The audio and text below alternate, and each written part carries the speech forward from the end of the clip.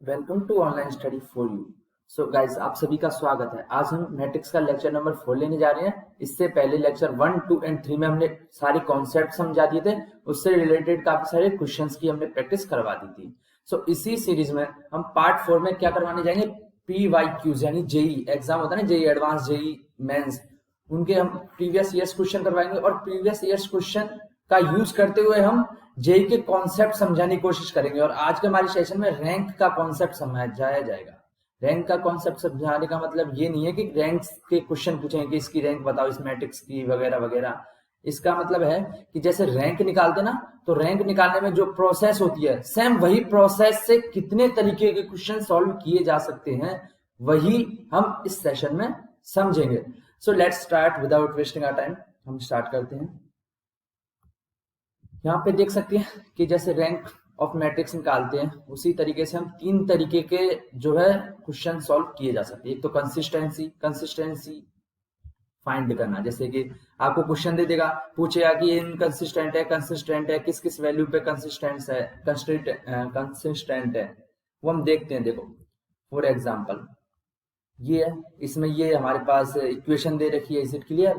तो हमें पूछा ये इनकंसिस्टेंट कब होगी, तो इस एक तरीके से ये हो गया एक क्वेश्चन। ये देखो, ये भी एक क्वेश्चन है जिसमें हमें inconsistent, unique solution, infinite many solution, inconsistent है। इनफाइनाइट मैनी सॉल्यूशन यानी देखो गाइस, यहाँ पे types of solution of equations, तो कितने कितने प्रकार के हो सकते हैं। एक तो इनफाइनाइट हो सकते हैं, और एक यूनिक सॉल्यूशन हो सकता है, और एक कोई सॉल्यूशन ही नहीं हो। और कंसिस्टेंसी में क्या बताया था मैंने, कंसिस्टेंसी में बताया था मैंने या तो कंसिस्टेंट होगा या इनकंसिस्टेंट होगा। Is it clear. ऐसे ही रैंक ऑफ मैट्रिक्स का तो आपको पता ही है कि क्या चीज होती है। क्वेश्चन एक बार देख लेते हैं, ओवरव्यू ले लेते हैं, उसके बाद इन क्वेश्चन को करवाया जाएगा। एक ये क्वेश्चन है, एक ये क्वेश्चन है। देखो guys, x minus 2y equals to 1, x minus Y plus K Z equals to -2, ये एक तरीके से क्वेश्चन है। और इसमें भी सेम वही क्वेश्चन है, unique solution, unique no solution, infinite many solution, यानी कॉन्सेप्ट्स वही लग रहा है। और अब अगला ये क्वेश्चन ये देखते हैं, इसमें भी देखो इनफाइनाइट मैनी सॉल्यूशन पूछा है, यानी इनफाइनाइट मैनी सॉल्यूशन हमें दे रखा है, और इस इनफाइनाइट मैनी सॉल्यूशन पे के की वैल्यू पूछी है। यहाँ पे ये जो ये के है, इसकी वैल्यू पूछी है। हम सॉल्व करेंगे, अपने आप समझ में आ जाए, प्रॉब्लम की जरूरत नहीं है। अब अगला ये क्वेश्चन देख लो, इसमें भी unique, infinite solution, no solution, unique solution, यानी कि बेसिकली अभी तक हमने क्वेश्चन देखे, उसमें हमें समझ में आया कि हमें दे रखा होगा कि यूनिक सॉल्यूशन दे रखा होगा या इनफाइनाइट मैनी सॉल्यूशन दे रखा होगा। उस कंडीशन का यूज करते हुए हमें किसी चीज की वैल्यू फाइंड करनी होगी, क्या किसी पर्टिकुलर सिचुएशन फाइंड करनी पड़ेगी, है ना। Is it clear. अब हम अपने क्वेश्चंस पे आ जाते हैं वापस, पुराने वाले स्टार्टिंग से हम करते हैं। बेसिकली कंसिस्टेंसी मैंने बताया था, या तो कंसिस्टेंट होगा या इनकंसिस्टेंट होगा। कंसिस्टेंट कब होगा, कंसिस्टेंट भी 2 कंडीशन में होगा। एक तो होगा जब उसके पास यूनिक सॉल्यूशन हो, क्या यूनिक सॉल्यूशन हो, या फिर एक कंडीशन हो सकती है कि इनफाइनाइट सॉल्यूशन हो, क्या इनफाइनाइट सॉल्यूशन हो। और आपको और यूनिक सॉल्यूशन का मैंने बताया था कि यूनिक सॉल्यूशन में क्या होता है, यूनिक सॉल्यूशन में डिटर्मिनेंट नॉट इक्वल्स टू 0 करते हैं, डिटर्मिनेंट नॉट इक्वल्स टू 0। ये मैं बताऊंगा ये क्या होता है। D1, ये सबसे पहले डेल 1 एंड डेल 2 डेल 3, ये चीज क्या होती है, ये मैं आपको फर्दर क्वेश्चन के मैं बता दूंगा, आपको समझ में आ जाएगा। पर अभी ये याद रखो कि डेल नॉट इक्वल्स टू 0 होता है। इनफाइनाइट मैनी सॉल्यूशन में क्या होता है, वो होता है डेल इक्वल्स टू 0 होता है। ऐसे डेल 1 भी 0 होता है, डेल 2 भी 0 होता है, डेल 3 भी 0 होता है, सब 0 होते हैं, तब ये कहा जाता है इनफाइनाइट मैनी सॉल्यूशन। यानी कि जब ये कंडीशन बने या ये कंडीशन बने, तब तो कंसिस्टेंट होगा। और इनकंसिस्टेंट में क्या होगा, इनकंसिस्टेंट में होगा कि डिटर्मिनेंट तो 0 आ जाए, डिटर्मिनेंट तो 0 आ जाए, लेकिन डेल 1 या डेल 2 या डेल 3, इन तीनों में से कोई भी एक नॉन जीरो, यानी नॉट इक्वल टू 0, कोई भी एक। गाइस कोई जरूरी नहीं है तीनों के तीनों नॉन जीरो होना चाहिए, कोई भी एक, मिनिमम एक तो होना ही चाहिए। तब क्या हो जाएगा, ये इनकंसिस्टेंट हो जाएगा, यानी नो सॉल्यूशन हो जाएगा। Is it clear. एक ये है। और टाइप्स ऑफ सॉल्यूशन में यही आ गया कि unique solution, infinite, no solution, मैंने यही बता दिया। कंसिस्टेंट, इनकंसिस्टेंट में रैंक ऑफ मैट्रिक्स का हम कभी बाद में लेक्चर में समझाएंगे, तब आपको कॉन्सेप्ट समझा देंगे। एक तो ये तरीका है। चलो लेट्स आगे हम देखते हैं। तो ये है method to solve questions. For example हम पहले मेथड देख लेते हैं कैसे करेंगे। मेथड मैंने वैसे बता दिया है कि जैसे ये मेरे पास इक्वेशन दे रखी है तीनों, तो अब हम देखते हैं डेल। डेल क्या है, डेल होता है यहाँ पे, ये मैट्रिक्स बना ली, इज इट क्लियर। डेल होता है हमारे पास मैट्रिक्स, तो a1 x b1 y c1 z, तो इधर आ जाएगा a1 b1 c1, है ना गाइस। सॉरी, यहाँ पे मैट्रिक्स नहीं होता, यहाँ डिटर्मिनेंट आता है।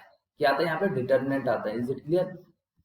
तो a1 b1 c1 और इधर आ जाएगा a2 b2 c2, यानी x y z के कोफिशिएंट आ जाएंगे फर्स्ट वाली इक्वेशन के, सेकंड वाली के, फिर नीचे थर्ड वाली के, a3 b3 c3। ये तो डेल हो गया। ऐसे ही डेल वन हो गया। डेल वन क्या आ जाएगा? डेल वन आ जाएगा गाइस, जो ये डेल आया है ना, डेल, उसमें ये वाले जो है ये x वाले को दिखाते हैं, ये पता है आपको y वाले, क्योंकि देखो b1 b2 b3 ये y वाली तो है, y कोफिशिएंट है, और ये z के कोफिशिएंट है। तो डेल वन यानी x, यानी ये तीनों हट जाएंगे, इन तीनों की जगह ये तीनों आ जाएंगे। Is it clear? ये तीनों आ जाएंगे d1 d2 d3। तो इधर लिख दिया d1 d2 एंड d3 आ जाएगा, और बाकी तो एज इट इज चलेगा b1, इधर ये b1 b2 b3 c1 c2 c3, ये एज इट इज चलेगा b2 b3 and c1 c2 c3। Is it clear? ऐसे ही डेल टू क्या हुआ? डेल टू गाइस होगा, ये डेल वन था x था, डेल टू y के लिए आता है। तो y के लिए आता है तो y वाला कौन से हैं? ये वाले हैं। तो y के ये हट जाएंगे और इनकी जगह ये आ जाएगा। Is it clear? बाकी एज इट इज रहेगा। तो a1 a2 a3 as it is रहेगा, और b1 b2 b3 की जगह आ जाएगा d1 d2 d3 and c1 c2 c3 as it is चलेगा। जो समझ में आ गया। ऐसे डेल थ्री मैंने बताया था, या बता रहा हूं कि डेल थ्री होता है z के लिए। आपको अपने आप समझ में आएगा, डेल वन है x y एंड z। तो वैसे ही z के कोफिशिएंट हटेंगे और उसकी जगह d1 d2 d3 आ जाएंगे, बाकी सेम रहेगा a1 a2 a3। इसके हिसाब से देखना है, इसमें ये चीजें सेम रहेंगी, ये भी सेम रहेगा, और इधर क्या आ जाएगा? d1 d2 d3 आ जाएगा। तो b1 b2 b3 इधर आ जाएगा d1 d2 d3। Is it clear? यानी x के लिए निकाला तो x वाला कॉलम खत्म हो गया, उसकी जगह d1 d2 d3 आ गया, ये आ गया। y वाला निकाला तो y के कॉलम खत्म हो गया और उसकी जगह d1 d2 d3 आ गया। ऐसे ही z के लिए हुआ सेम। Is it clear? अब मैंने पता है कि मेथड में क्या है। मेथड में वही कंसिस्टेंट इनकंसिस्टेंट। कंसिस्टेंट में शो करना है, तो कंसिस्टेंट में हो सकता है दो तरीके हो सकते हैं, या तो यूनिक सॉल्यूशन हो या इनफाइनाइट सॉल्यूशन हो। यानी यूनिक सॉल्यूशन में मैंने बताया था कि डिटर्मिनेंट क्या होना चाहिए? नॉट इक्वल टू जीरो होना चाहिए। इनफाइनाइट में बताया था सभी के सभी जीरो होने चाहिए। Is it clear? Del one del two del three सब जीरो होने चाहिए। और मैंने बताया था जब कोई सॉल्यूशन नहीं हो तब क्या होता है? डिटर्मिनेंट यानी ये चीज, क्या ये चीज तो जीरो हो जाए। क्या हो जाए? जीरो हो जाए। लेकिन इन तीनों में से क्या? Del one del three and del two, इन तीनों में से कोई भी एक नॉन जीरो आ जाए तभी हो जाएगा नो सॉल्यूशन हो जाएगा। यही मेथड है। एक तो ये मेथड है गाइस, और एक दूसरा और है जिसको काफी कोचिंग इंस्टीट्यूट्स आपसे समझाते हैं या फिर आप उसका यूज करते हैं। एक होता है, वो है एक कॉन्जुगेट मैट्रिक्स का, ए रेशो बी का या ए डॉट बी का, ये मेथड है ना। बेसिकली इन दोनों में से कोई भी यूज कर सकते हैं, दोनों ही इजी है, दोनों ही आसान है और दोनों ही अलग होते हैं। तो बेसिकली ए क्या होती है? ए मैट्रिक्स होती है ये वाली, A1 B1 C1 and A2 B2 C2 A3 B3 C3, है ना। और बी होती है, बी वाली ये वाली होती है, D1 D2 D3 होती है। तो हम इसमें ऐसे करते हैं गाइस, जस्ट अ सेकेंड।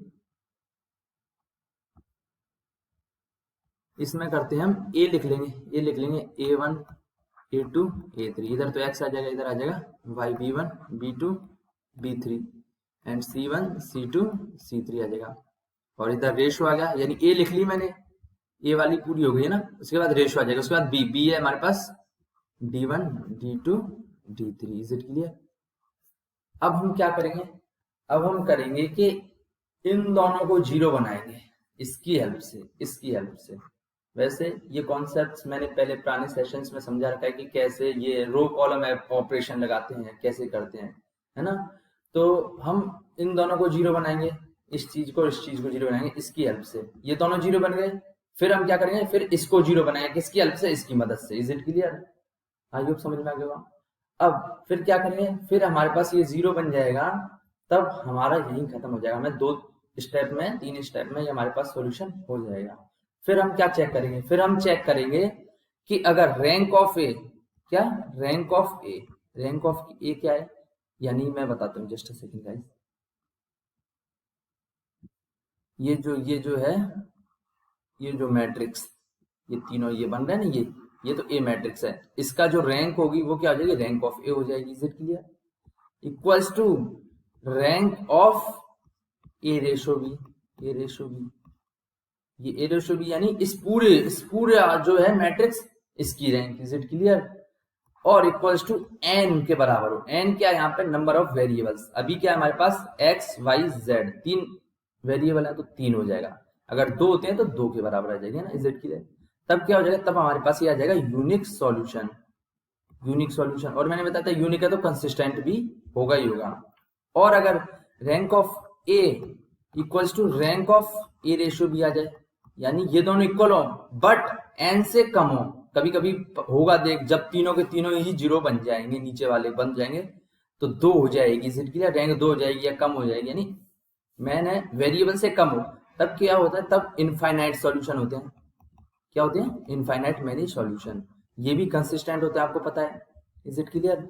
और एक कंडीशन और होती है कि rank of A not equal to rank of A not B, यानी इन दोनों की जो रैंक है वो सेम नहीं हो, तब क्या होगा, एक इक्वेशन बची, नो सॉल्यूशन। क्या? No solution. इस तरीके से हम सॉल्व कर लेंगे। तो हमारे पास हमने अभी तक क्या सीखा, हमने 2 मेथड सीखे। एक तो सीखा डिटरमिनेंट का यूज करते हुए कि कैसे फाइंड करते हैं यूनिक इनफाइनाइट नो सॉल्यूशन हो, और एक हमने कॉन्जुगेट मैट्रिक्स का यूज करते हुए सीखा, जैसे यहाँ पे इस कॉन्सेप्ट का यूज करते हुए सीखा। अब हम क्वेश्चन लेते हैं और उसमें अप्लाई करते हैं। गाइस हमारे पास ये क्वेश्चन है, आप देख सकते हैं।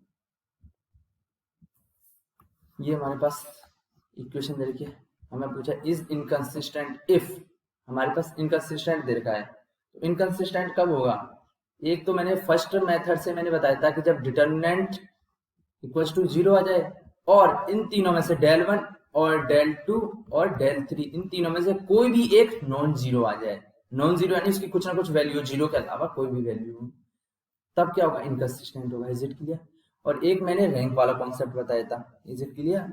तो मैं इसको किसके थ्रू करवाऊंगा, आप कोशिश कर सोचो गाइस। मैं इसमें करवाता हूं, मैं फर्स्ट या सेकंड मेथड से करवाता हूं। हाँ गाइस, मैं सेकंड मेथड से जरूर करवा रहा हूँ, पर ये नहीं है कि आप फिर फर्स्ट मेथड से ट्राई मत करना। फर्स्ट मेथड से आपको ट्राई करना है, उसको कोशिश करनी है, आपको सारे मेथड की प्रैक्टिस होनी चाहिए। क्योंकि कभी कभी क्या होता है कि कुछ ऐसे क्वेश्चन आते हैं जो एक मेथड से काफी लंबे होते हैं, काफी लेंथी होते हैं, जो दूसरे मेथड से बड़े आसानी से सॉल्व हो जाते हैं। तो हमें दोनों मेथड पता होनी चाहिए, जिससे क्वेश्चनों को सॉल्व करने में, हैंडल करने में आसानी पड़े। उसके साथ साथ हमारा कॉन्फिडेंस भी ग्रो होता है, हमें ऐसा लगता है यार हमें कॉन्सेप्ट काफी सारे एक्स्ट्रा क्लियर है, तो अच्छी बात है भाई। चलो करते हैं, ए रेशो बी मैट्रिक्स बनाएंगे हम। Is it clear? तो यहाँ पे बनाते हैं 3 - 2 - k, एंड इधर आएगा 2 - 4 एंड -2, 1 2 एंड -1, 1 2 -1, एंड इधर b आ जाएगा 10 6 and 5n। Is it clear? I hope ये समझ में आ गया। अब मैं क्या करूंगा, अब मुझे कोशिश करनी कि मैं यहाँ पे मुझे 1 लाना है। क्या करना है? 1 लाना है। 1 क्यों लाना है? क्योंकि देखो गाइस, मैंने बताया था इन दोनों को 0 बनाऊंगा मैं इसकी हेल्प से, तो ये छोटी संख्या होगी तो आसानी पड़ेगी ना, क्योंकि छोटी संख्या को आसानी से मल्टीप्लाई कर सकते हैं। फॉर एग्जाम्पल इधर सपोज करो 1 है, इधर 2 है, इधर 3 है, तो मैं इन दोनों को 0 बनाना है, तो मैं क्या करूंगा, 2 माइनस इसमें मैं 2 का मल्टीप्लाई करके घटा दूंगा, ऐसे इसमें 3 माइनस 1 इंटू 3 कर दूंगा, तब 0 आ जाएगा ना, अपने आप आसानी पड़ेगी। अगर इस जगह पे मेरा कुछ और होता, सपोज करो इधर होता 6 होता, इधर 2 है, इधर 3 है, इधर 6 होता, तो इसको कैसे करता, फिर मैं 2 माइनस 6 बाई मुझे 3 करना पड़ता है, यानी डिवाइड करना पड़ता है, जो काफी थोड़ा मतलब टफ तो नहीं होता, पर कैलकुलेशन मिस्टेक होने की पॉसिबिलिटी होती है। तो हमें क्या करना है, फर्स्ट वाली रो में सबसे छोटी वाली संख्या वाला, सबसे छोटी डिजिट वाली जो इक्वेशन आए तो ज्यादा सही रहता है। तो सबसे छोटी इक्वेशन कौन सी है? ये वाली है। तो हम इसको दोबारा से लिखते हैं गाइस, एक बार लिखते हैं। तो सबसे पहले हम लिखेंगे 1 2 -1, उसके कॉरस्पॉन्डिंग 5 है हमारा। Is it clear?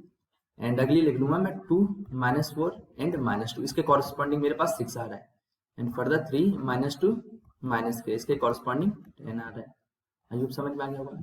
अब क्या करूंगा, मैं करूंगा R2 - 2R1, क्योंकि मुझे इसको 0 बनाना है ना, ऐसे ही इसके साथ साथ मुझे इसको भी 0 बनाना है ना। तो एक ही मतलब स्टेप में कर दूंगा, एक साथ ही कर दूंगा, तो स्टेप में भी कम हो जाएगा और जल्दी भी हो जाएगा। तो R3 में चेंज करना है मुझे, तो R3 माइनस 3R1, 3R1 इसलिए किया 3 इंटू 1 करूंगा तो 3 हो जाएगा, तो 3 में से 3 कैंसिल आउट करेंगे तो 0 आ जाएगा।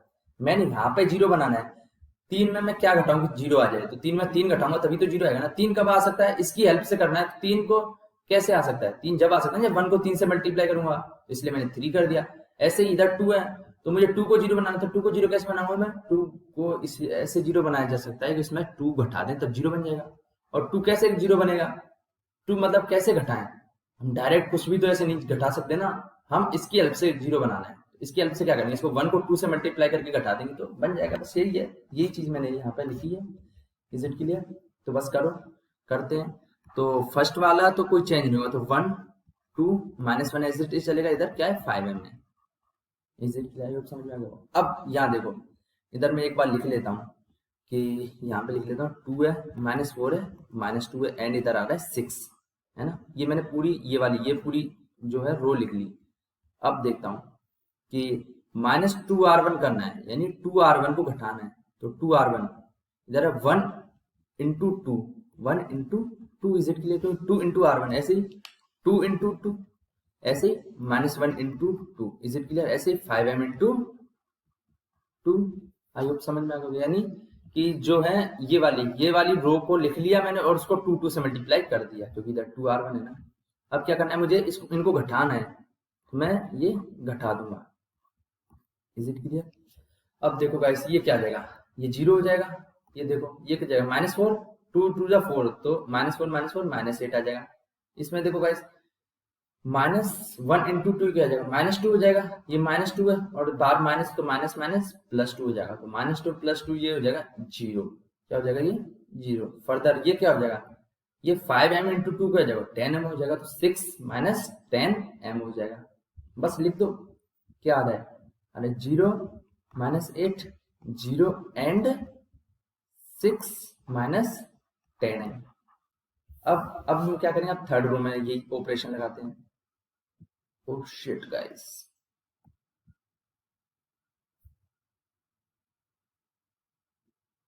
कोई नहीं गाइस, दोबारा से हम लिख लेते हैं। आई होप यहाँ तक समझ में आ गया होगा। मैं डायरेक्ट लिख लेता हूँ, हमने क्या किया था। हमारे पास ये आया था, ये बन रहा था हमारे पास 1 2 -1 एंड 5m बन रहा था। इसके साथ साथ 0 -8 0 एंड इधर बन रहा था 6 - 10m बन रहा था। अब हमें क्या करना है, हमें इधर बनाना था। अब मुझे पता था इधर क्या आ रहा था, इधर 3 - 2 एंड -k एंड देन 10 आ रहा था। अब मुझे करना था 3R1 करना था, क्या करना था, 3R1 करना था। तो R1 था मेरे पास 1 2 -1 एंड 5m था। Is it clear. मेरे को 3 से करना था, तो 3R1, 3 into 3 into 3 into 3 is it clear. और मुझे क्या करना है, घटाना है। क्या करना है, घटाना है, मतलब माइनस करना है। तो ये तो 0 हो जाएगा, ये हो जाएगा -8 हो जाएगा। Is it clear. और इधर क्या आ जाएगा, ये आ जाएगा -1 इंटू 3 क्या है, -3 इंटू माइनस करेंगे तो प्लस हो जाएगा, तो 3 माइनस के एंड फर्दर जब हम इसको करेंगे तो ये क्या हो जाएगा, 10 - 15m, 10 - 15m हो जाएगा। बस इधर लिख लो कि इधर क्या क्या आ रहा है, इधर आ रहा है 0 -8 एंड 3 - k एंड फर्दर करूंगा तो 10 - 15m। आई होप ये समझ में आ गया होगा कैसे आया। बस हमारा बन गया। हमें मतलब वही प्रोसेस है जो मैंने समझाई है, कोई दिक्कत ज्यादा वाली नहीं है। एक बार इसको क्लियर कर देते हैं स्क्रीन को, जिससे आप फर्दर सॉल्व करने में आसानी पड़े।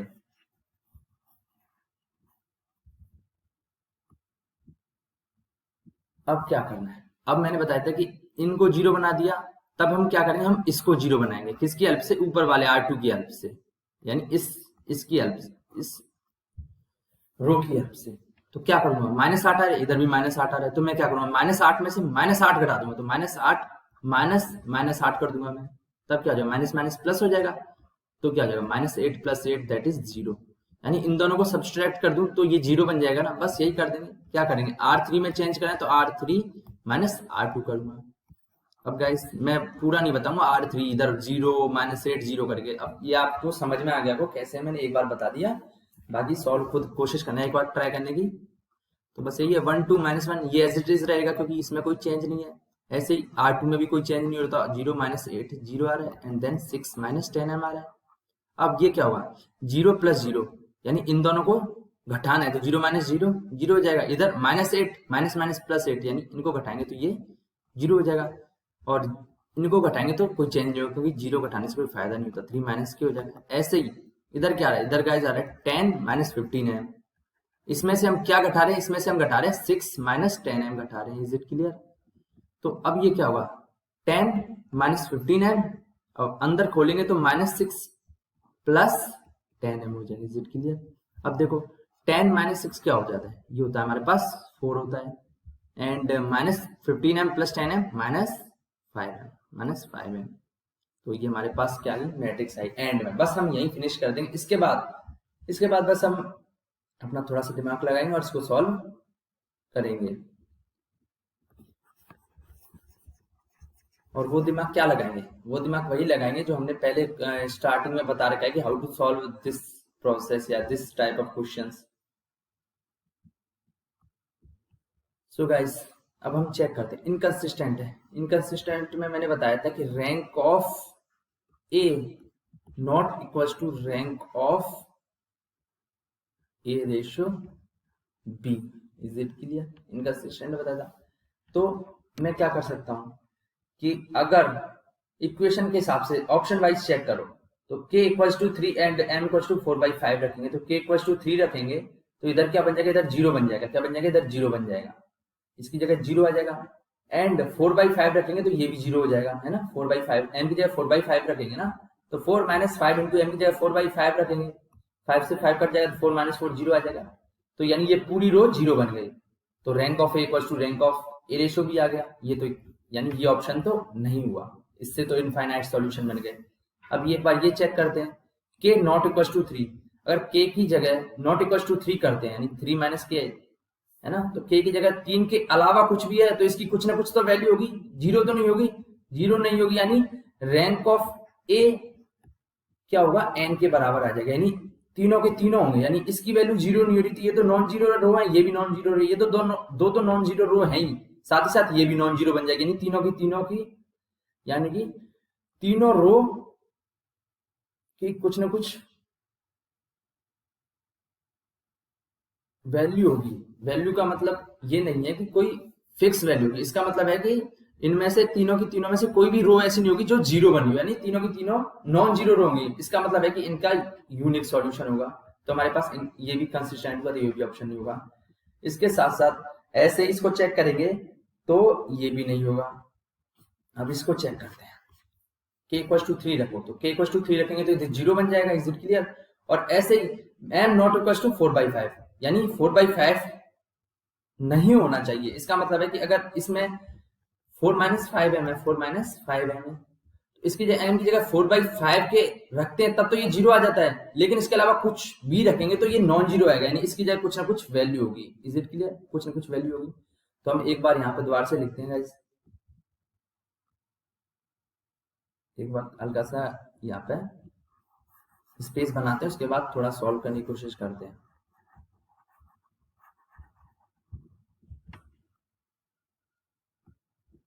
m की जगह कुछ ना कुछ वैल्यू होगी, तो ये क्या आ जाएगा, इधर 1 2 - 1 आ जाएगा, इधर कुछ आ जाएगा, इधर भी कुछ ना कुछ वैल्यू आएगी, इधर भी 0 0, इधर 3 रख रहे हैं क्योंकि k की जगह 3 रख रहे हैं, है ना, क्योंकि k की जगह यहाँ पे देखो 3 है, तो इधर तो 0 आ जाएगा, लेकिन इधर 0 नहीं आएगा क्योंकि 4/5 नहीं है। 4/5 के अलावा कुछ और रखेंगे तो 0 नहीं आएगा, तो कुछ ना कुछ इसकी वैल्यू आएगी।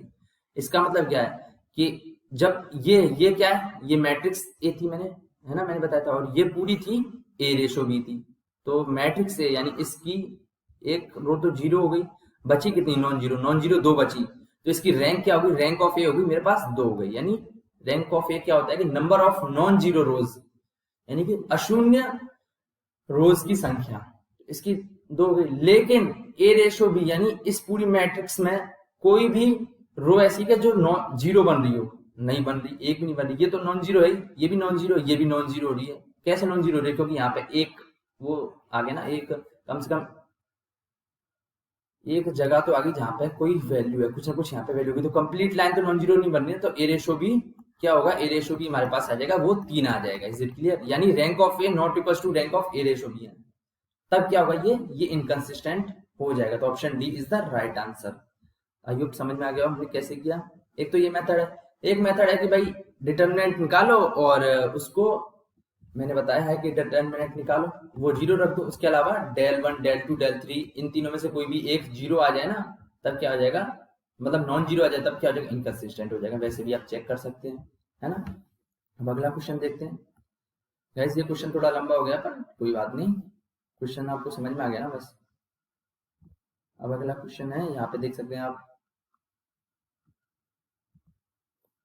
कि the system of linear equations x plus y plus z equals to 2, 2x plus 3y plus 2z equals to 5 and ये दे रखी है हमारे पास, और हमें दे रखा है कि अगर इनकंसिस्टेंट है जब a equals to 4 हो, यूनिक सॉल्यूशन है जब जो a का जो पॉजिटिव वैल्यू है वो √3 हो, और इनफाइनाइट मैनी सॉल्यूशन है जब a equals to 4 हो, और इनकंसिस्टेंट है जब a की पॉजिटिव वैल्यू √3 हो। तो गाइस एक तो वही तरीका है कि रैंक ए निकालो, ए रेशो भी निकालो, फिर उसको सॉल्व करो, है ना, एलिमेंट्री रो ऑपरेशन के थ्रू। उसके बाद फिर हम चेक करते हैं रैंक के कॉन्सेप्ट से, तब हम फाइंड करते हैं कि इनकंसिस्टेंट है, यूनिक है, क्या क्या चीज है, वो हम उस हिसाब से देख लेते हैं। और एक मैं डिटरमिनेंट वाला कॉन्सेप्ट है, तो मैंने इस क्वेश्चन में डिटरमिनेंट वाले कॉन्सेप्ट के थ्रू समझाने की कोशिश करूंगा, और आप गाइस इस क्वेश्चन को जो रैंक वाले कॉन्सेप्ट है उसके थ्रू भी कोशिश करना सॉल्व करने की, क्योंकि इससे क्या है आपका माइंड शार्प होगा। और गैस ये ध्यान रखना कि मैं यहाँ पे 4-5 क्वेश्चन जितने भी क्वेश्चन करवाऊंगा उनसे आपको कुछ भी नहीं होने वाला, क्योंकि कभी अभी भी डाउट आपके काफी सारे रहेंगे, मुझे पता है ये सबके ही रहते हैं, घबराने की जरूरत नहीं है। बट आपको क्या करना है, आपको इन डाउट से को क्लियर करना है, तो आपको क्वेश्चन की और ज्यादा प्रैक्टिस करनी पड़ेगी। इस तरीके के क्वेश्चन काफी सारे करेंगे ना, तब आपको अपने आप ही क्लियर हो जाएगी सारी चीजें। तो ये मत समझना कि आपने 4 क्वेश्चन 5 क्वेश्चन कर लिए तो आप इस टॉपिक के शहंशाह हो गए, बादशाह हो गए, यार आप जेई क्वालिफाई कर लोगे, नहीं गाइस। सबसे मेन इंपॉर्टेंट है प्रैक्टिस। मैं बार बार से फोकस कर रहा हूँ, आप प्रैक्टिस लगातार आपको करनी होगी, क्योंकि प्रैक्टिस करोगे तो आपको आइडिया लग जाएगा कैसे सॉल्व करते हैं कैसे नहीं। आप फिर पेपर में आपको टाइम भी नहीं लगेगा, क्वेश्चन को देखते ही आपको समझ में आ जाएगा इसमें ये लग रहा है, फटाफट आप सॉल्व कर देंगे। उसके साथ साथ आपकी स्पीड भी फास्ट हो जाएगी, क्योंकि जितनी ज्यादा प्रैक्टिस करते हैं उतनी ज्यादा स्पीड फास्ट हो जाती है, क्योंकि हमारा दिमाग अडेप्ट करने लग जाता है उस चीज को। चलो हम अपने क्वेश्चन पे आते हैं कि हमारे पास ये दे रखा है। तो सबसे पहले हम डिटर्मिनेंट निकालते हैं। डिटर्मिनेंट क्या लिखे, डिटर्मिनेंट क्या होगा, डिटर्मिनेंट होगा, मैंने बताया था कि ये जो ये इक्वेशन है इनके कोएफिशिएंट है, एक्स वाई जेड के कोएफिशिएंट। तो एक्स वाई जेड के कोएफिशिएंट करते हैं 1 1 1, यानी एक्स का 1, वाई का 1, जेड का 1। इसके लिए 2 3 2 2 3 2 एंड 2 3 ए स्क्वायर माइनस 1। ये क्या जाएगा मेरे पास, ये आ जाएगा डिटर्मिनेंट। तो जब हम इसको वैल्यू को फाइंड करेंगे, कैसे फाइंड करेंगे, मैंने बता रखा डिटर्मिनेंट कैसे फाइंड करते हैं। वो क्या करते हैं ये लेंगे, इन दोनों को मल्टीप्लाई करेंगे, माइनस ये दोनों कर देंगे, ऐसे ही ये वाला करते हैं, इसमें माइनस साइन आ जाता है, फिर इन दोनों को लेते हैं, इन दोनों को लेते हैं, मतलब मैंने बता रखा है बेसिकली ये चीजें बता रखी है। जब इसको सॉल्व करोगे तब क्या आएगा, ये आएगा मेरे पास ए स्क्वायर माइनस 3 आएगा। Is it clear? I hope समझ में आ गया हुआ।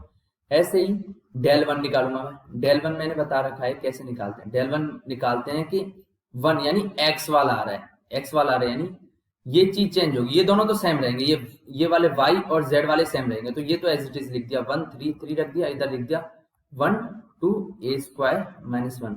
अब इसकी जगह क्या आ जाएगा, इस x के कॉलम में क्या आ जाएगा, इसमें आ जाएगा ये 2 5 एंड a प्लस 1 आ जाएगा, तो इधर आ जाएगा 2 5 a प्लस 1 आ जाएगा। Is it clear? जब इसको सॉल्व करेंगे तब क्या आ जाएगा, तब आएगा ये ए स्क्वायर माइनस ए प्लस 1। ये आप सॉल्व कर लेना, ये आपको समझ में आ जाएगा कैसे है ना। अब हम करेंगे डेल 2। डेल 2 मैंने बताया था ये y के लिए होता है, तो जो ये x है ये तो एज इट इज रहेगा, ये z भी एज इट इज रहेगा कॉलम, ये y वाला चेंज हो जाएगा, तो 1 2 2 ये एज इट इज रहेगा। y वाला y की जगह क्या आ जाएगा 2 5 a प्लस 1, 2 5 a प्लस 1 आ जाएगा। Is it clear? और z वाला क्या आ जाएगा 1 2 ए स्क्वायर माइनस 1। जब इसको सॉल्व करेंगे तो फर्दर ये कितना आ जाएगा, ये आ जाएगा हमारे पास a माइनस 4 आ जाएगा, है ना। और डेल थ्री क्या है, सॉरी गाइस, a माइनस 4 नहीं, ए स्क्वायर माइनस 3 आ जाएगा। क्या आ जाएगा, ए स्क्वायर माइनस 3 आ जाएगा। थोड़ा सा मिस्टेक हो गई, कोई दिक्कत नहीं है। ऐसे डेल थ्री यानी z चेंज करेगा, x और y सेम रहेंगे, तो 1 2 एंड 2 1 3 एंड 2 5 a प्लस 1। तो इसको सॉल्व करेंगे तो ये आ जाएगा हमारे पास a माइनस 4। अब क्या करें, अब मैंने बताया था कि सबसे पहले ऑप्शन वाइज चेक करते हैं। इनकंसिस्टेंट यानी डिटरमिनेंट तो 0 हो और उनमें से कोई एक डेल 1 या डेल 2 या डेल 3, इन तीनों में से कोई भी एक नॉन जीरो यानी हो। तो सबसे पहले डिटरमिनेंट 0 करते हैं, यानी डेल 0 करते हैं। तो डेल क्या है, डेल है मेरे पास a स्क्वायर माइनस 3, तो a स्क्वायर माइनस 3 बराबर 0 करते हैं। इससे क्या आ जाएगा, a आ जाएगा प्लस माइनस रूट 3 आ जाएगा। इज इट क्लियर, आइए समझ में आ गया। अब देखो इनमें से कोई भी एक नॉन जीरो हो रहा है क्या a इक्वल्स टू रूट 3 के लिए, तो चेक करते हैं। हाँ गाइस, इसमें पता चल रहा है मेरे पास डेल 2, देखो डेल 2 की जगह अगर मैं रूट 3 रखता हूं तो a स्क्वायर, डेल 2 में a की जगह रूट 3 रखता हूं तो क्या होता है, रूट 3 का square minus 3, that is 3 minus 3 that is 0। ये तो 0 हो रहा है, तो ये डेल 2 से कोई फर्क नहीं पड़ने वाला। अब हम डेल 3 में देखते हैं, तो हाँ डेल 3 में हो जाएगा। डेल 3 में a की जगह रूट 3 रखेंगे तो क्या आ जाएगा, a माइनस 4 यानी रूट 3 माइनस 4, और ये मुझे पता है नॉन जीरो आ रहा है। नॉन जीरो क्या आ रहा है, नॉन जीरो आ रहा है। इसका मतलब क्या है, इसका मतलब है कि डेल तो 0 है लेकिन डेल 3 नॉन जीरो है, यानी इनकंसिस्टेंट है जब डिटरमिनेंट मतलब a की वैल्यू रूट 3 आ रही है। गाइस अगर ऐसा होता है जैसे इसमें 0 आ रहा है, डेल 2 0 आ रहा है ना, इज इट क्लियर। ऐसे ही डेल 3 एंड डेल 1 भी 0 आते, कब, जब ये a की वैल्यू ये होती है 0 आते, तब क्या हो जाता है, तब ये कंसिस्टेंट हो जाता है। क्या हो जाता है, कंसिस्टेंट हो जाता है। लेकिन एक 0 आ रहा है, डेल 0 आ रहा है और इनमें से कोई भी एक नॉन जीरो आ जाए तब इनकंसिस्टेंट होता है ना। Is it clear, I hope ये क्वेश्चन आपको समझ में आ गया होगा। अब थर्ड क्वेश्चन पे चलते हैं।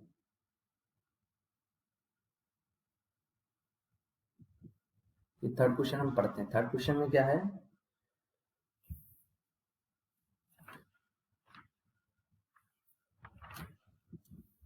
ये हमारे पास 3 इक्वेशन दे रखी है। क्या दे रखी है हमारे पास, ये 3 इक्वेशन दे रखी हैं। अब क्या करेंगे, अब हमें ये 4 या 5 स्टेटमेंट दे रखे हैं, हमें उनको देखना है। बस वही है यार, यूनिक सॉल्यूशन होंगे, किस किस चीज के लिए यूनिक सॉल्यूशन होंगे, मतलब बेसिकली वही है।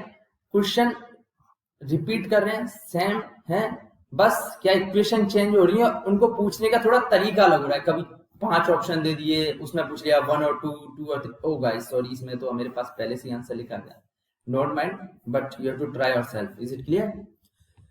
सो हम वही कॉन्सेप्ट अप्लाई करेंगे जो पुराने वाले क्वेश्चन में था। एक तो था मैंने रैंक का कॉन्सेप्ट है ना, और एक है डिटरमिनेंट का। तो मैं इस क्वेश्चन को भी डिटरमिनेंट के कॉन्सेप्ट से ही सॉल्व करूंगा, है ना। तो करते हैं सॉल्व गाइस। पेन का थोड़ा कलर चेंज करते हैं क्योंकि वैरायटी भी जरूरी होती है।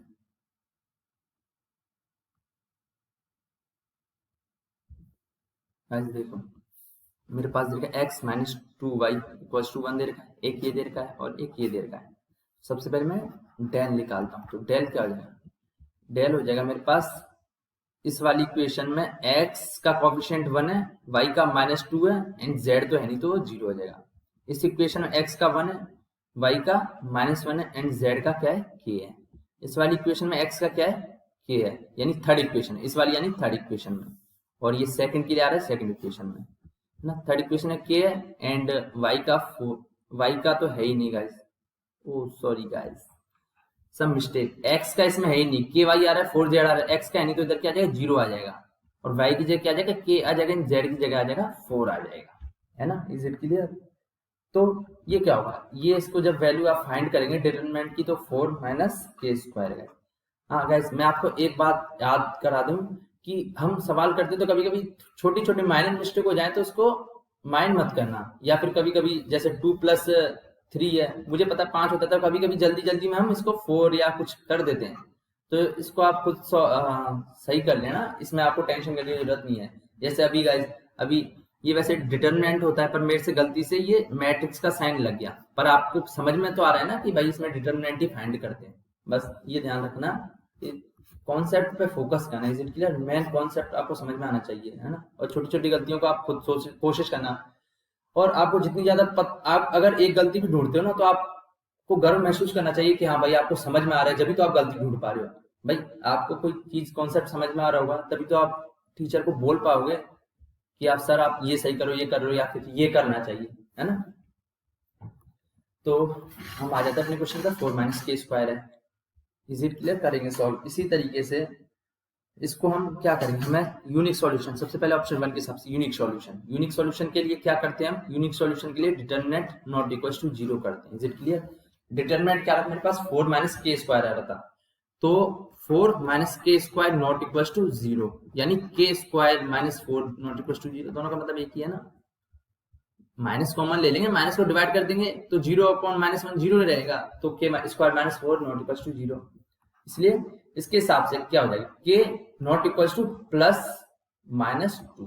ये कैसे आया, ये आया गाइस, के स्क्वायर माइनस 4 के प्लस 2 के माइनस 2 कर सकता हूँ, के माइनस 2 कर सकता हूँ, नॉट इक्वल टू 0, यानी के इक्वल टू माइनस 2 भी नहीं होना चाहिए, नॉट इक्वल टू आ रहा है तो नॉट इक्वल टू माइनस 2 होना चाहिए, ऐसे के नॉट इक्वल टू 2 होना चाहिए, यानी दोनों होनी चाहिए। तो देखो गाइस, एक तो हमारे पास ये फर्स्ट ऑप्शन ही मैच कर गया, is it clear? Unique solution है जब K not equal to 2 and minus 2 है ना। Unique solution K equal to minus 2, ये तो वैसे ही एलिमिनेट हो गया, जब ये हो गया ना, ये भी एलिमिनेट हो गया, तो यूनिक सॉल्यूशन कब है, के इक्वल टू 2 पे थोड़ी यूनिक सॉल्यूशन हो रहा है, तो जब हो रहा है ना नॉट इक्वल टू आ रहे हैं, जब हो रहा है, तो ये दोनों एलिमिनेट हो गए, फर्स्ट हो रहा है और बी और सी एलिमिनेट हो गए, इज इट क्लियर? तो चेक करो एक बार कौन सा आ रहा है, फर्स्ट आ रहा है, बी सी एलिमिनेट हो गया, तो ऑप्शन सी ही बचा गाइस।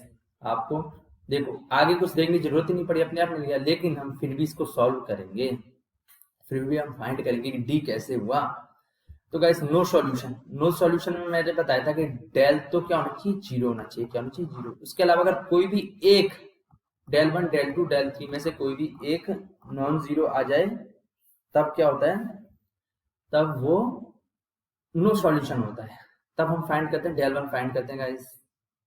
हमने डेल तो फाइंड कर लिया, अब हम डेल 1 फाइंड करते हैं।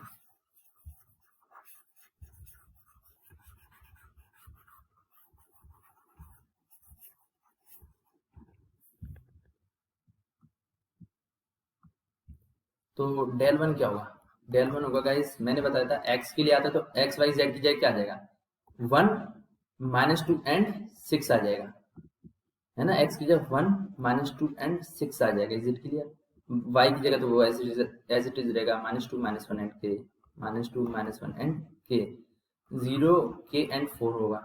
ऐसे डेल 2 डेल 3 करेंगे, इसको सॉल्व करेंगे ना, तब क्या आ जाएगा, तब आ जाएगा कि जब के इक्वल्स टू, जब मतलब आप सॉल्व करोगे ना इसको, डेल 1 डेल 2 डेल 3 के लिए जब सॉल्व करोगे, तब आप अपने आप कर लेना, और ये आसानी है, मैं बार बार से यही चीज करवाई जा रहा हूँ, आपको समझ में भी आ गया होगा, इसको बार बार से रिपीट करने से कोई फायदा नहीं है, कॉन्सेप्ट समझ में आ गया, प्रैक्टिस हो गई आपकी, और ज्यादा प्रैक्टिस करो, मैं प्रैक्टिस आपको साथ ही साथ करवा देता हूँ। चलो डेल 2 डेल 3 निकालो, और जब आपको फर्दर इनको सॉल्व करोगे तब पता चलेगा कि नो सॉल्यूशन कब होगा, जब के इक्वल्स टू 2 होगा, तब क्या होगा, नो सॉल्यूशन होगा, क्योंकि जब के इक्वल्स टू 2 रखेंगे ना, के इक्वल्स टू 2 रखेंगे तो इन तीनों में से कोई एक होगा, डेल 1 या डेल 2 या डेल 3 में से कोई एक नॉन जीरो बन रहा होगा, नॉन जीरो यानी उसकी कुछ ना कुछ वैल्यू आ रही होगी, जब के इक्वल्स टू 2 होगा, तब हमारे पास नो सॉल्यूशन आ जाएगा, इज इट क्लियर? तो option A and D is the right answer. अब नेक्स्ट क्वेश्चन पे चलते हैं।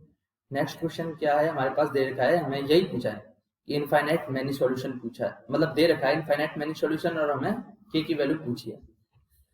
सो ये थोड़ा डिफरेंट टाइप का क्वेश्चन है, और ऐसा क्वेश्चन पूछे जाते हैं गाइस, कई बार पूछे जाते हैं, जेई मेंस में तो काफी बार पूछे जाते हैं, और जेई एडवांस में भी कई बार पूछ लेता है इंटीजर टाइप में। ये देखो इंटीजर टाइप है एक तरह से, है ना, और आजकल जेई मेंस का भी पैटर्न चेंज हो रहा है,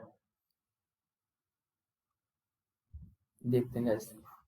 हमारे पास ये 3 इक्वेशन दे रखी है, इनफाइनाइट मेनी सॉल्यूशन है, तब क्या करूंगा मैं, एक तो वही मेथड है कि रैंक निकालो के 1 टू ए रेशो बी वाला, है ना, और एक डिटरमिनेंट वाला है, इज इट क्लियर?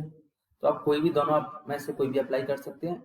गाइस मैं रैंक वाला जो कॉन्सेप्ट है उसके क्वेश्चन आप सोच रहे होंगे एक ही क्वेश्चन करवाए, इसके आगे करवाए क्यों नहीं। मैं इसलिए नहीं करवा रहा क्योंकि वो काफी स्पेशल, काफी इंपॉर्टेंट टॉपिक है, क्योंकि उससे क्या है कुछ अलग लेवल के क्वेश्चन भी हो जाते हैं, जेईई एडवांस लेवल के उससे क्वेश्चन सारे हो जाते हैं लगभग इससे रिलेटेड, है ना। Is it clear. तो वो काफी इंपॉर्टेंट है, उसको मैं किसी स्पेशल सेशन में उसको कंप्लीटली तरीके से समझाऊंगा, क्योंकि वो क्या है ऐसे कुछ एक सेशन में 5 क्वेश्चन करवाएंगे तो क्या है फिर थोड़ा घोंच पहुंच हो जाएगा। घोंच पहुंच मतलब काफी मिक्सअप हो जाएगा, उसको स्पेशल सेशन देना पड़ेगा 40 से 50 मिनट का, तब आपको समझ में आएगा समझ, और तब आप ज्यादा अच्छी तरीके से परफॉर्म कर पाएंगे। तो उसके लिए हम अलग सेशन लेंगे। आज हम सिर्फ ज्यादातर डिटर्मिनेंट का कॉन्सेप्ट से ही कोशिश करते हैं सॉल्व करने की, वो तो मैंने ले लिया जिससे आपको आइडिया लग जाए हाँ भाई ये भी कोई कॉन्सेप्ट होता है। अब देखो क्या डेल डेल क्या होगा मेरे पास, मैंने बताया था कि ये जो एक्स वाई जेड के कोफिशिएंट के 1 2 है ना, and then 3 -1 and -2, 3 -1 and -2, and इधर आ गया -2 एंड -4, -2 एंड -4 आ रहा है। Is it clear. And further करेंगे, फर्दर क्या करेंगे, इसको क्या करेंगे जीरो के इक्वल करेंगे, क्या करेंगे जीरो के इक्वल, के 1 2 3 -1 -2 एंड -2 एंड -4। हाँ गाइस ये सही है। जब इसको करेंगे तब हमारे पास ये जीरो अपने आप आ जाएगा, इसमें कुछ के का रिलेशन बनेगा ही नहीं, यानी डिटरमिनेंट खोलेंगे तब के का रिलेशन नहीं बनेगा, जीरो बन जाएगा अपने आप जीरो। अब हम डेल 1 निकालेंगे, इज इट क्लियर। डेल 1 निकालेंगे उसको भी हम जीरो करेंगे, तो डेल 1 क्या है मैंने बताया था एक्स वाई, ये वाला रो एक्स की रो, ये मैंने बताया था ये तो एक्स वाले होते हैं कोएफिशिएंट, ये वाई वाली ये जेड वाली होती है। एक्स की जगह मैं क्या लिख दूंगा, ये 1 2 3 आ जाएंगे। Is it clear. ऐसे ऐसे नहीं कि इधर 1 2 3 आ जाएंगे, ऐसे नहीं कि आप 1 नीचे रख दो 2 3 ऊपर रखो, ऐसा नहीं होता।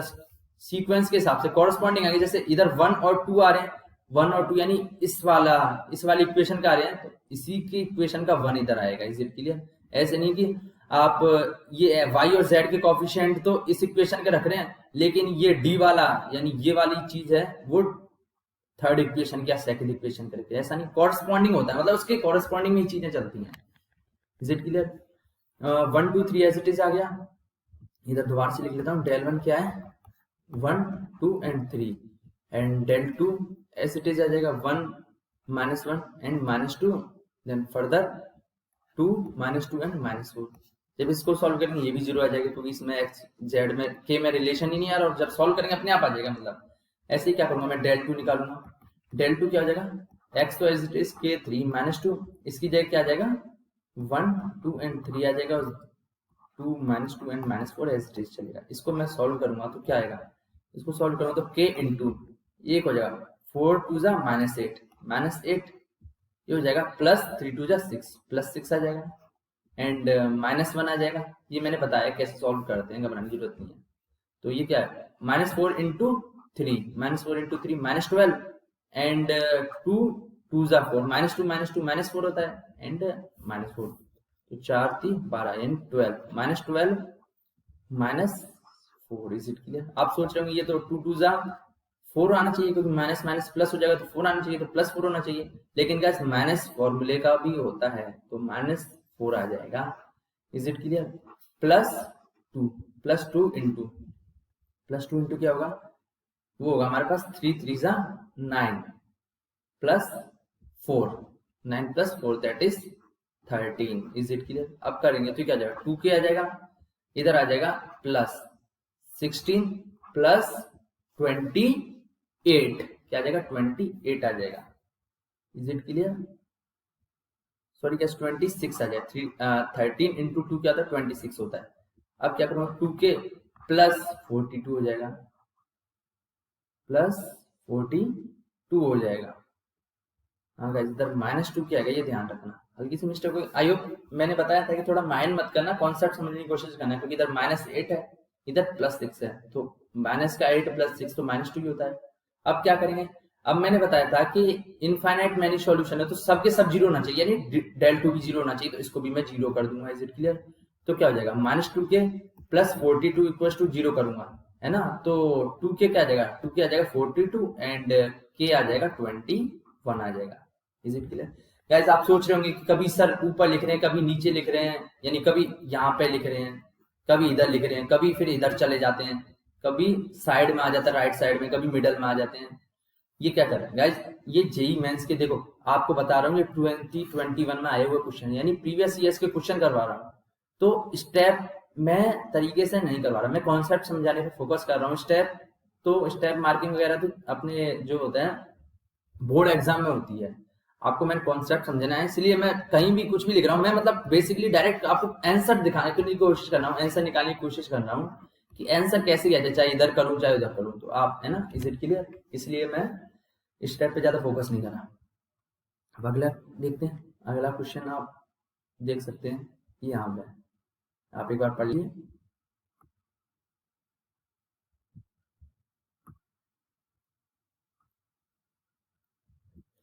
क्वेश्चन दे रखा है कि x plus 2y minus 3z equal to ये है, ऐसी एक इक्वेशन ये, एक इक्वेशन ये दे रखी है।